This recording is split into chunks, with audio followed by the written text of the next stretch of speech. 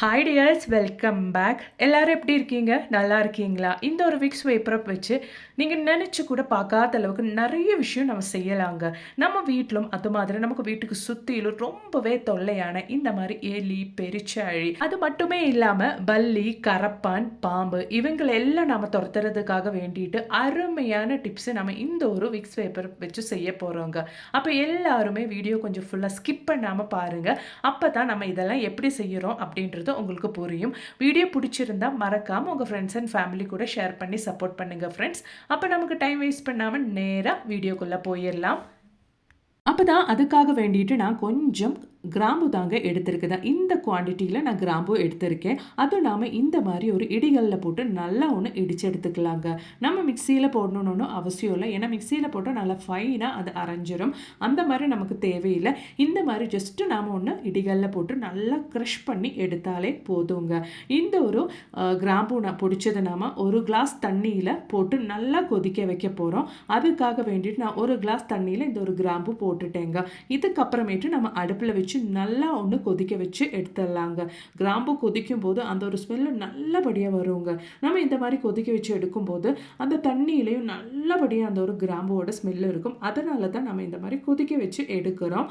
அது மட்டுமே இல்லாமல் நமக்கு அந்த ஒரு கிராம்போட ஸ்மெல்லு தண்ணியில் எப்பவுமே நம்ம யூஸ் பண்ணுற அத்தனை நாளுக்கும் லாஸ் பண்ணி இருக்கிறதுக்காக வேண்டிட்டு நம்ம கொஞ்சம் உப்பு இந்த டைமுக்கு சேர்த்து விட்டுடலாங்க. நல்லபடியாக ஒன்று மிக்ஸ் பண்ணி விட்டுட்டு நல்லா நம்ம லோ ஃப்ளேமில் போட்டு ஒரு 10 நிமிஷம் டைமுக்கு நல்லா அந்த ஒரு கிராம்பு குக் ஆகிற அளவுக்கு நம்ம கொதிக்க வச்சு எடுத்துடலாங்க.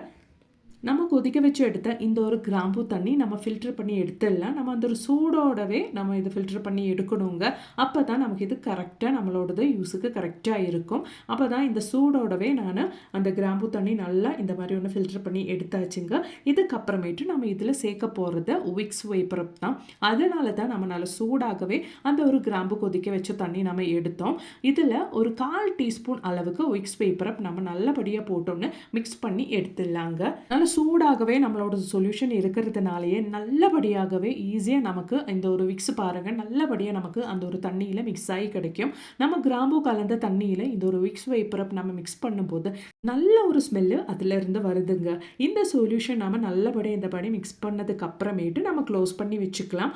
ஓவர் நைட்டு நம்ம ஒன்று ரெஸ்ட் பண்ணி வச்சதுக்கு அப்புறமேட்டு தான் நம்ம இந்த ஒரு சொல்யூஷன் பயன்படுத்த போகிறோம். ரொம்பவே பயனுள்ள ஒரு சொல்யூஷனுங்க. கண்டிப்பாக நீங்களும் வீட்டில் ட்ரை பண்ணி பாருங்கள். நெக்ஸ்ட் டே மார்னிங் நான் இது நைட்டு தான் ப்ரிப்பேர் பண்ணேன். நெக்ஸ்ட் டே மார்னிங் நான் இது ஓப்பன் பண்ணி எடுக்கிறேங்க. பாருங்கள் நல்லபடியாக நம்மளோடது சொல்யூஷன் செட் ஆகி வந்துருச்சு. நான் அது இந்த மாதிரி ஒரு பாட்டிலுக்கு தான் ட்ரான்ஸ்ஃபர் பண்ணி எடுக்கிறேங்க. உங்கள் கையில் இந்த மாதிரி பாட்டில் ஒன்றும் இல்லைங்க, ஏதாச்சும் ஒரு குட்டி பாட்டில் எடுத்து அதோட மூடியில் ஹோல்ஸ் போட்டு கூட நீங்கள் பயன்படுத்திக்கலாம். நான் இங்கே ஒரு ஹேண்ட் வாஷ் பாட்டில் தாங்க எடுத்திருக்கேன் என்னோட இந்த மாதிரி பர்பஸ்க்கு. பாருங்கள் நம்மளோட சொல்யூஷன் இங்கே ரெடி ஆயிருச்சு. இந்த ஒரு சொல்யூஷன் எவ்வளோ நாள் வேணாலும் நீங்கள் வச்சு யூஸ் பண்ணிக்கலாம். கெட்டு போகவே போகாதுங்க. அந்த அளவுக்கு குவான்டிட்டி நீங்கள் ரெடி பண்ணிட்டீங்கன்னா எவ்வளோ நாள் வேணாலும் நீங்கள் பயன்படுத்திக்கலாம்.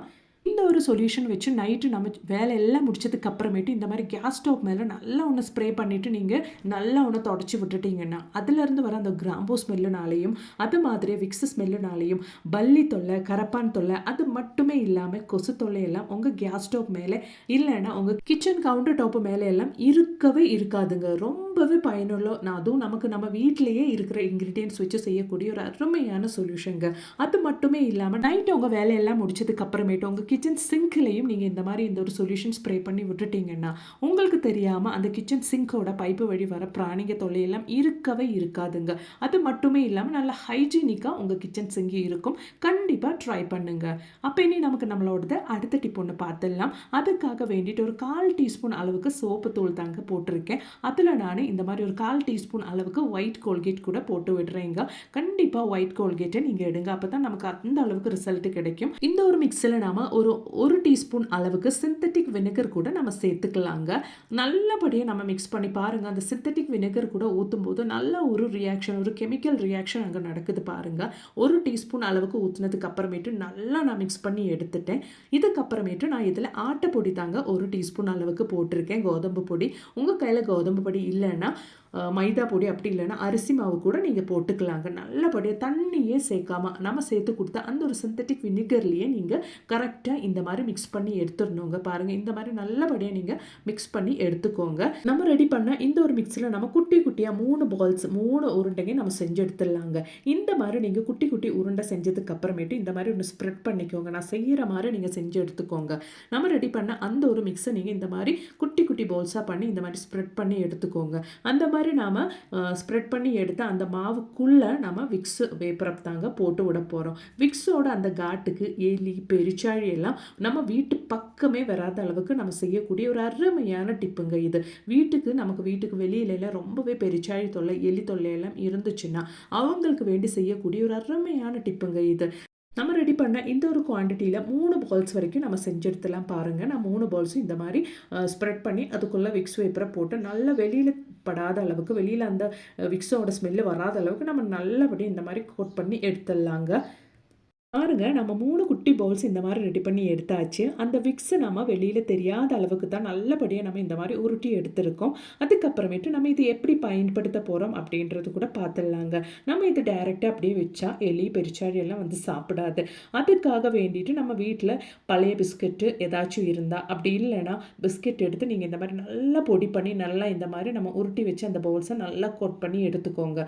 இந்த பிஸ்கெட்டோட நம்ம வைக்கும்போது மனம் ரொம்பவே ஈர்க்கிற சக்தி இருக்கிறது தான் எலியும் பெருச்சாழியும். அவங்க இந்த ஒரு பிஸ்கட்டோட ஸ்மெல்லு அப்படி இல்லைன்னா அது மாதிரியே இந்த ஒரு கோதம்பு நம்ம சேர்த்து கொடுத்து அந்த கோதம்போட ஸ்மெல்லெல்லாம் ஈர்த்துட்டு கண்டிப்பாக இது பக்கத்தில் வருங்க.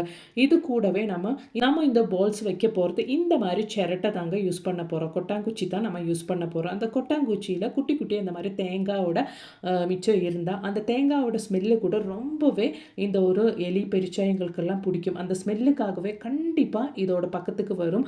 கண்டிப்பாக இது சாப்பிட்டு அதுக்கப்புறமேட்டு உங்கள் வீட்டு பக்கமே வராத அளவுக்கு ஆயிருங்க.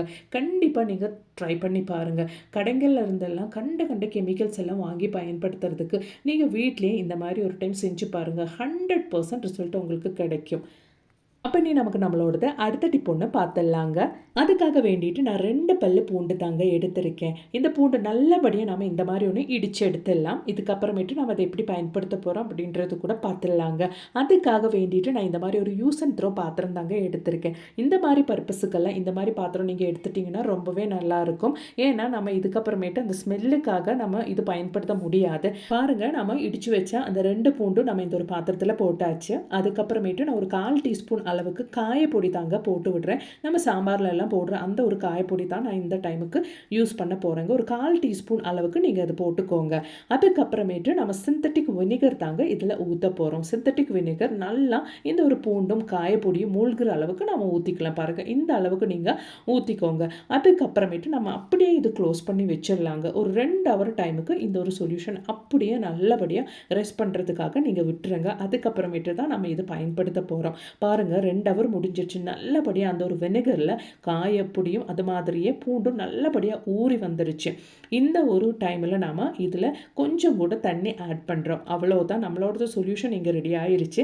நம்ம சேர்க்குற தண்ணி நல்லா சூடாக இருக்கணுங்க. அப்போ தான் நம்ம இந்த டைமில் விக்ஸு கூட ஆட் பண்ண முடியும். நம்ம விக்ஸ் வேப்பரை கூட ஆட் பண்ணும்போது சூடாக இருந்தால் மட்டும்தான் நமக்கு நல்லபடியாக ஈஸியாக அது மிக்ஸ் ஆகி கிடைக்கும். இந்த ஒரு சொல்யூஷன் மட்டுமே போதுங்க.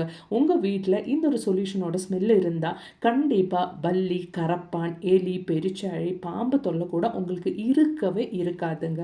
கண்டிப்பாக நீங்கள் இந்த தொல்லைனாலெல்லாம் அவதிப்படுறீங்கன்னா கண்டிப்பாக இந்த ஒரு சொல்யூஷன் நீங்கள் பயன்படுத்தி பாருங்கள். 100% உங்களுக்கு ரிசல்ட் கிடைக்குங்க.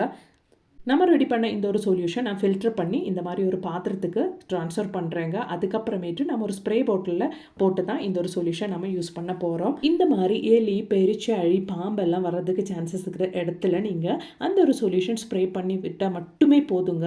100% உங்களுக்கு ரிசல்ட் கிடைக்கும். நீங்கள் ஒரு டைம் யூஸ் பண்ணிவிட்டு உங்களுக்கு ரிசல்ட் கிடைக்கல அப்படின்னு சொல்லாதீங்க. கண்டினியூஸாக நீங்கள் 2-3 டைம் இந்த ஒரு சொல்யூஷன் அப்படி இல்லைன்னா இந்த ஒரு ரெமெடி எல்லாம் ட்ரை பண்ணால் மட்டும்தான் உங்களுக்கு அந்த ரிசல்ட் கிடைக்குங்க. கண்டிப்பாக இன்றைக்கி நான் கொண்டு வந்த டிப்ஸ் எல்லாம் உங்களுக்கு ரொம்பவே பயனுள்ளதாக இருந்திருக்கும்னு நினைக்கிறேன். கண்டிப்பாக நீங்கள் வீட்டில் இந்த மாதிரி எலி, பெருச்சாழி, பாம்பு, பல்லி, கரப்பான் தொல்லையினால் அவதிப்படுறீங்கன்னா கண்டிப்பாக ட்ரை பண்ணி பாருங்கள். பிடிச்சிருந்தா மறக்காம ஒன்று லைக் கூட பண்ணி சப்போர்ட் பண்ணுங்கள் ஃப்ரெண்ட்ஸ். அதோடவே உங்கள் ஃப்ரெண்ட்ஸ் அண்ட் ஃபேமிலி கூட ஷேர் பண்ணுங்கள். தேங்க்ஸ் ஃபார் வாட்சிங்.